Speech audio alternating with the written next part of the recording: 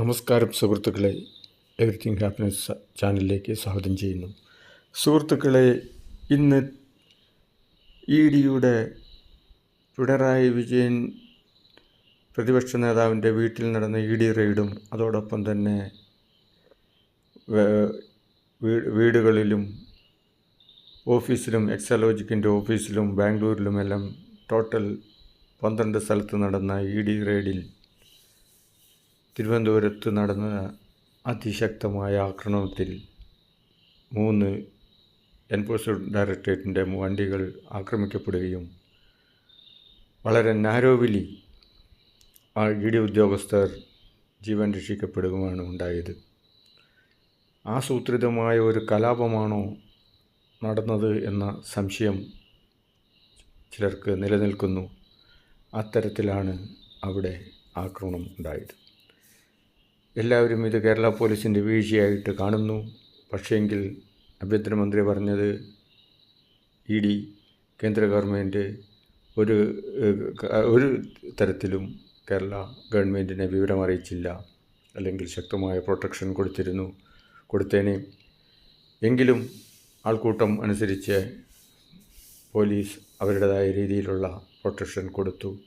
അതിനാലാണ് ഇത്രയെങ്കിലും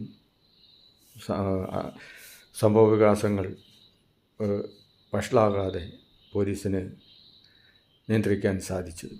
എങ്ങനെയാണെങ്കിലും ഇത് ഒരു ഭയാനകമായ രീതിയിൽ ആയിരുന്നു തിരുവനന്തപുരത്ത് ED റെയ്ഡ് കഴിഞ്ഞ് പോകുമ്പോഴുണ്ടായ സംഭവം. ജനക്കൂട്ടം അതിശക്തമായി ആക്രമിച്ചു.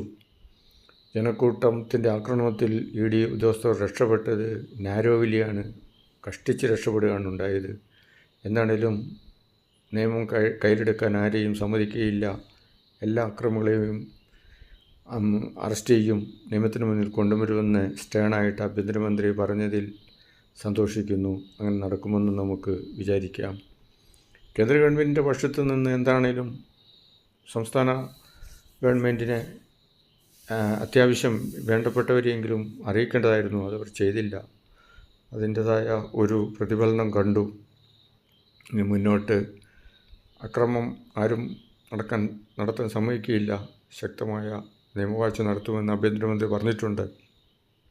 അത് നല്ലൊരു കാര്യമാണ്. ഇങ്ങനെ ആൾക്കൂട്ടം കൂടിക്കൊണ്ടിട്ട് ഗുണ്ടായിസം അല്ലെങ്കിൽ അക്രമം നടത്തി ഒരു ഫോഴ്സിനെ പരിധിയിലാക്കാമെന്നൊക്കെ കരുതുന്നത് വിഡ്ഢിത്തരമാണ്. അതൊന്നും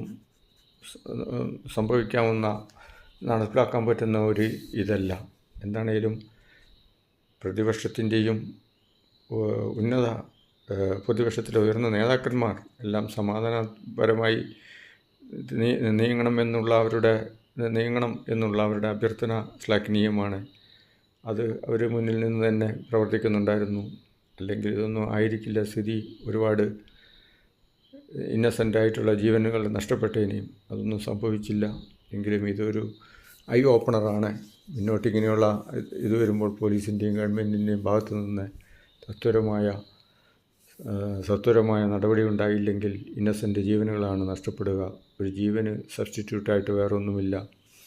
രക്തസാക്ഷികൾ ഉണ്ടാകുന്നത് ആർക്കും നല്ലതല്ല. ഒരു ആവേശത്തിൻ്റെ പുറത്തെ. നന്ദി, നമസ്കാരം സുഹൃത്തുക്കളെ. I am Captain Gear Master Shaji Matthew. Like, comment and share. Thank you. Out.